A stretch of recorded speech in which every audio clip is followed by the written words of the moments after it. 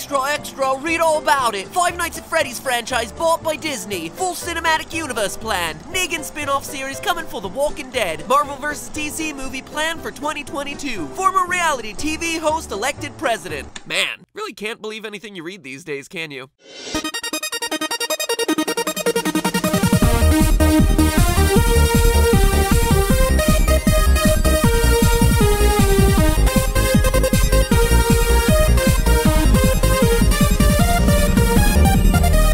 Internet, welcome to Film Theory, where today a show dedicated to concocting half-baked theories about movies and TV is talking about the mainstream media lying to you. In other words, we've finally reached theory-level conspiracy. But let's face it, 2016's biggest theme in media, both television and online, was the issue of clickbaiting. Coming up with over-the-top, hyperbolic, extreme headlines in a shameless attempt to get people to click. But that's nothing new. It's always been around, you say. But what used to be just a mild annoyance took on a really sinister tone this year, as clickbait gave way to its far more dangerous relative, fake news. Websites and newspapers blatantly lying to you and then passing it off as fact just to get a headline that gets you to click. It's been an especially hot topic in the aftermath of the presidential election, where the news is now being blamed for swaying voters, suppressing voters, creating scandals, and worst of all, outright lying about simple, indisputable facts. Like which candidate got more votes? Seriously, do you for 100% certainty know who got more votes in this year's election? According to the headlines, it's been flipping back and forth for weeks, and when you can't get a straight answer on something as objective as how many people voted for the leader of the free world, then you've got yourself a problem. Probably the most high-profile example of this was Facebook getting hammered over election stories appearing in people's news feeds that had nothing to do with the facts. But you don't even have to look to headlines that big for fake news. Despite these fear-mongering articles from supposedly reliable news sources, you're not gonna get Lyme disease from your Christmas tree, the White House did not ban nativity scenes from their Christmas decorations, and Fidel Castro was, shock of all shocks, not a professional baseball star. Now for all you new theorists subscribe to the channel, it's our annual tradition near the end of the year on both game and film theory to end with a meta theory. A State of the Union address about a major theme of the year, or trend in the industry that you need to know about. So why should you care about this episode when you're here for another Disney conspiracy? Or to tell me that I was wrong about Rogue One? Or to complain about Doctor Who Part 3 still not being uploaded? Well, one, most importantly, because this is real life and not some fictional movie, and two, because we're all the targets. You, me, your family,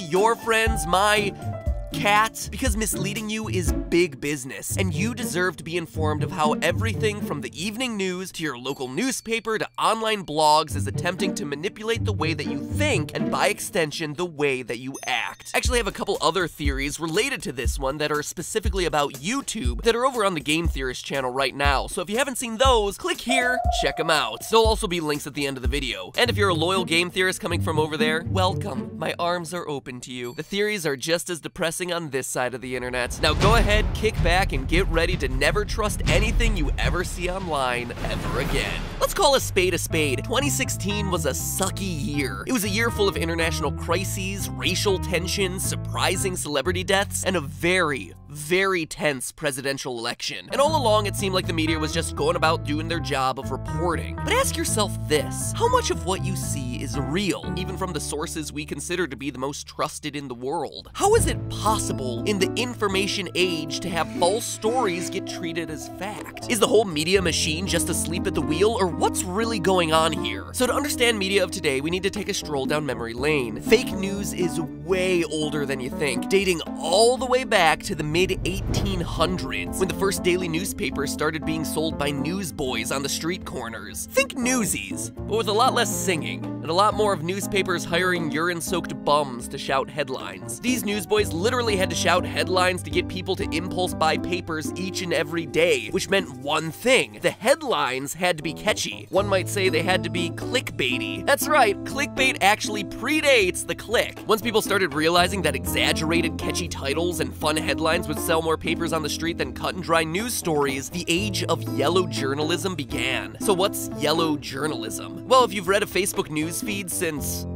since the Facebook news feed became a thing, then you've already probably seen it. Yellow journalism is quote-unquote news that's badly researched, mostly guesswork, and has lots of big statements that are supported by very little fact. Some of the most successful papers in this era were papers like the New York Tribune and the San Francisco Examiner, but what made these papers stand out from the crowd was the types of news stories that they covered. You see, they specialized in the sleaze, exaggerated, gory crime stories about political scandals and corruption. The New York Tribune became especially successful off of its racist coverage and strong anti-immigrant stances. Sound like anything you've been reading this year, maybe? Sure, it doesn't paint a pretty picture, but it definitely sells newspapers, or in the modern case of digital media, gets people clicking. And from there, once people have clicked or bought the paper, it doesn't really matter what the content is or whether the headline was true or not. In fact, in the heyday of yellow journalism, there were companies who liked it better if the story was false, because then the paper could run an expose, then an argument, a rebuttal, or some sort of angry response, drawing out a clickable headline for more and more papers on those clickable subjects, keeping people coming back to stay on top of a scandal that wouldn't have even existed if the newspaper had done their homework in the first place. Which begs the question, why do we have this problem? Are reporters just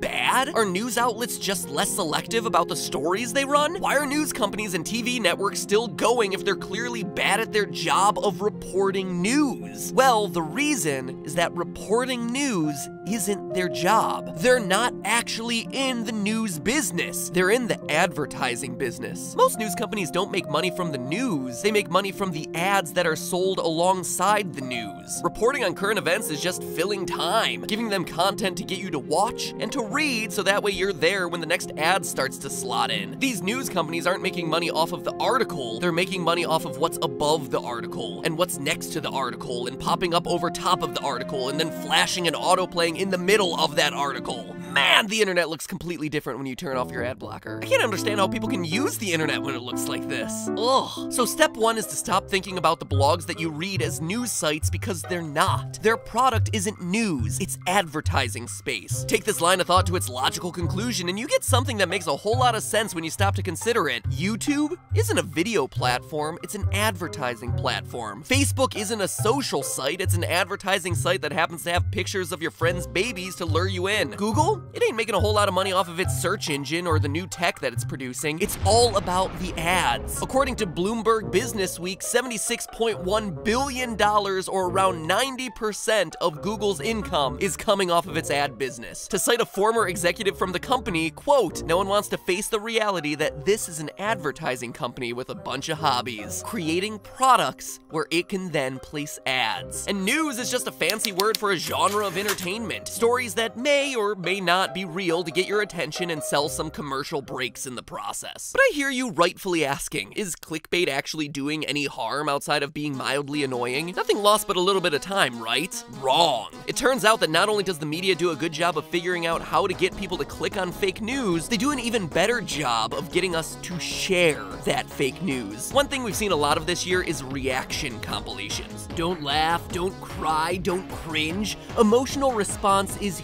huge on the internet, and that applies just as much to regular news as it does to YouTube. But not all reactions are created equally. It turns out that after 150 years of media coverage, news outlets have pretty well figured out what emotions are better at getting people to share than others. So let's look at the 5 major emotions as we've been told by Inside Out. Any guesses as to which one gets people to spread news the fastest? Is it disgust, like the pictures of redneck 80s prom photos? Or is it happiness, like all those videos of dogs greeting soldiers coming back from Afghanistan? I'll stop the clip or I'm gonna lose it. They get me every time. But I'm not likely to share it because not even the warm fuzzies can top the most powerful emotion for fake news: anger. An influential study of 200,000 Twitter users in China conducted by MIT showed that angry posts on social media are 3 times more likely to be spread through shares or retweets than any of the other emotions. And if you look back across the news this year, you can see that it's true. Look at the top stories that dominated headlines: racial racial tension, senseless violence, people's rights being threatened. But then look at the posts that got the most shares. Reasoned arguments and analyses aren't the posts pulling in the big numbers, it's the emotional responses, the rants, the raging. In that moment of anger, why would I check to see if that story is real? The headline is right there and from a trusted source and is so rage-inducing that I have to share it right away. It prompts an immediate reaction. There's no time for fact-checking because the immediate response is to hit retweet to tell everyone we know about this so that they can be as enraged as we are. Because seriously, Scott, what are you thinking? Disney is gonna take away all the scary, murdery elements that has made FNAF what it is to this day. You're diluting the brand by selling it to Disney, man. Come on! And as you might imagine, this starts to get real dangerous real fast. We're in an age of ripple effect entertainment, where one small post or one small story can escalate and grow into a much bigger, much more massive, much more dangerous thing. A world where one person posts a fake story on Reddit or manufactures a fake news image on Twitter, it picks up momentum, gets some upvotes, some retweets, suddenly smaller blogs are picking it up, larger accounts start to talk about it, a hashtag starts to trend until it's all the way up to the mainstream media and big-time news outlets. And at that point, no one has actually gone back to check the original source. In fact, it's almost impossible to find that original source. Bandwagoning has made it into a reality. If you want a concrete example, then look no further than 2007 and the iPhone 4. The blog Engadget reported on authority that the iPhone 4's release date was getting pushed back from June to October and potentially later. In less than 15 minutes after that article was published, I kid you not when I say this, Apple's value as a company dropped by $4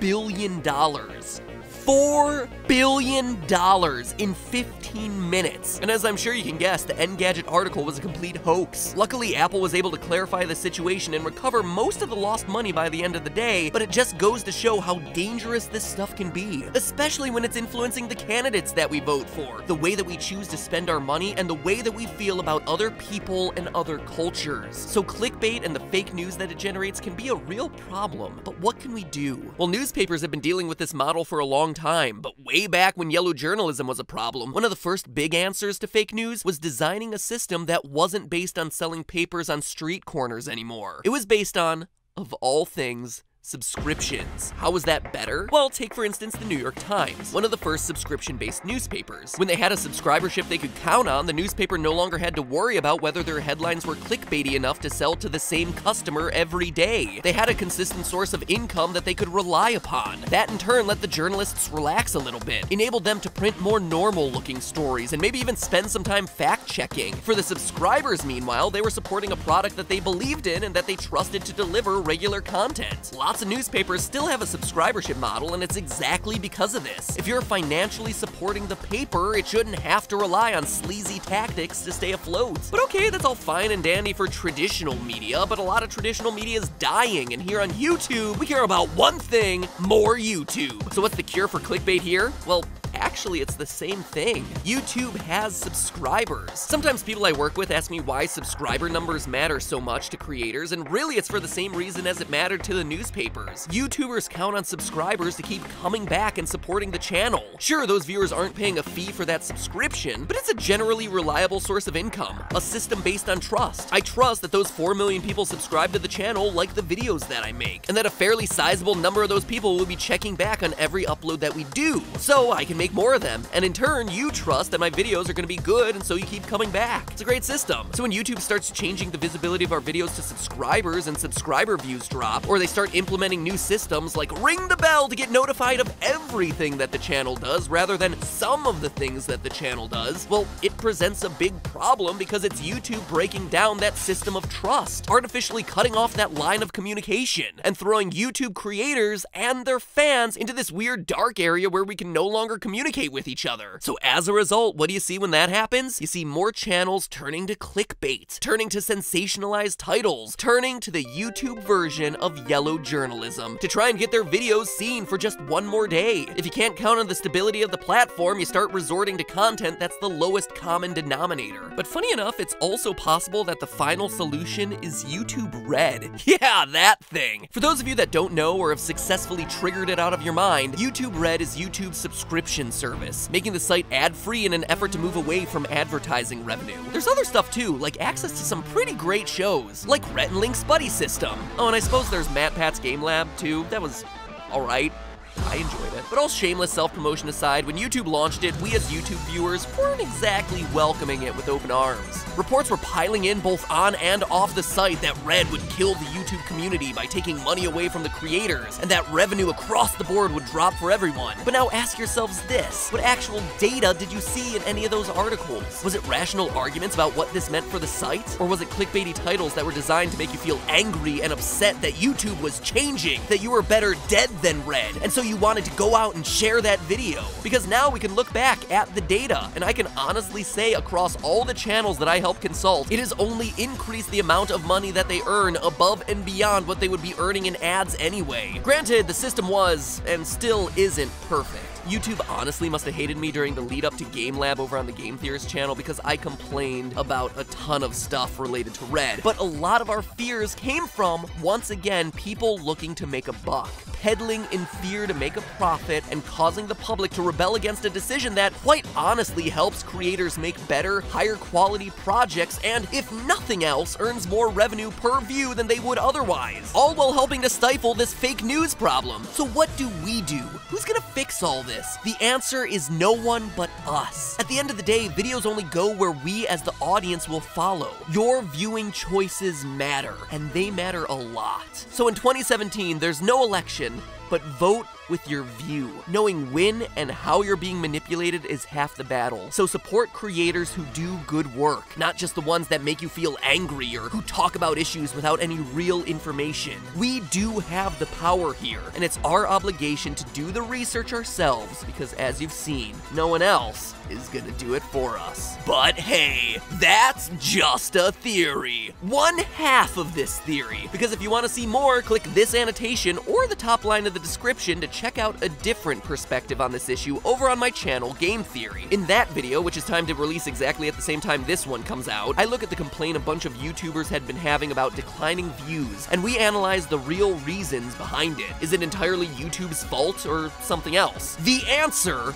will shock you. How's that for a clickbaity lead-in? So anyway, click on the giant flashing ad to go over there and check it out. And hey, make sure that you ring my bell right there, that bell thing. Like I said earlier this episode, the subscription mechanism working properly is one of the best ways to combat all of this. So ring the bell and keep your fingers crossed that my videos continue to show up for you. We'll be back to normal episodes next time, but until then, remember, that's just a theory. A film theory. And cut. If you want an amazing first look at all this, check out the book Trust Me, I'm Lying, written by Ryan Holiday, who worked inside these systems and learned how to exploit them both for his own benefit and for his clients. But why listen to me when the back of the book says everything you need to know? Quote, why am I giving away these secrets? Because I'm tired of a world where blogs take indirect bribes, marketers help write the news, reckless journalists spread lies, and no one is accountable for any of it. I'm gonna explain exactly how the media really works. End quote. Now, if that doesn't pique your interest, I don't know what will. Or maybe I do.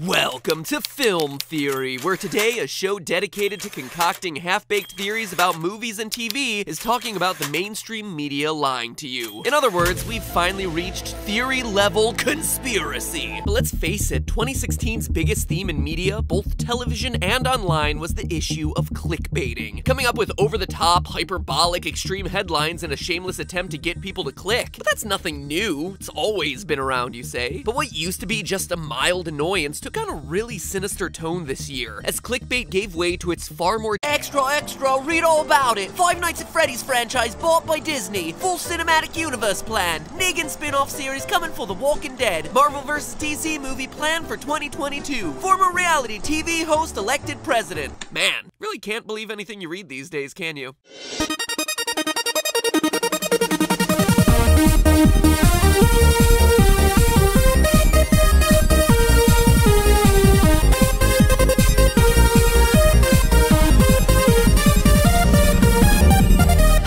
Internet, an old baseball star. Now, for all you new theorists theorists subscribe to the channel, it's our annual tradition near the end of the year on both game and film theory to end with a meta theory. A State of the Union address about a major theme of the year or trend in the industry that you need to know about. So why should you care about this episode when you're here for another Disney conspiracy? Or to tell me that I was wrong about Rogue One? Or to complain about Doctor Who Part 3 still not being uploaded? Well, one, most importantly, because this is real life and not some fictional movie, and two, because we're all the targets. You, me, your family, my family, your friends, my dangerous relative, fake news. Websites and newspapers blatantly lying to you and then passing it off as fact just to get a headline that gets you to click. It's been an especially hot topic in the aftermath of the presidential election, where the news is now being blamed for swaying voters, suppressing voters, creating scandals, and worst of all, outright lying about simple, indisputable facts. Like which candidate got more votes? Seriously, do you for 100% certainty know who got more votes in this year's election? According to the headlines, it's been flipping back and forth for weeks, and when you can't get a straight answer on something as objective as how many people voted for the leader of the free world, then you've got yourself a problem. Probably the most high-profile example of this was Facebook getting hammered over election stories appearing in people's news feeds that had nothing to do with the facts. But you don't even have to look to headlines that big for fake news. Despite these fear-mongering articles from supposedly reliable news sources, you're not gonna get Lyme disease from your Christmas tree, the White House did not ban nativity scenes from their Christmas decorations, and Fidel Castro was, shock of all shocks, not a professional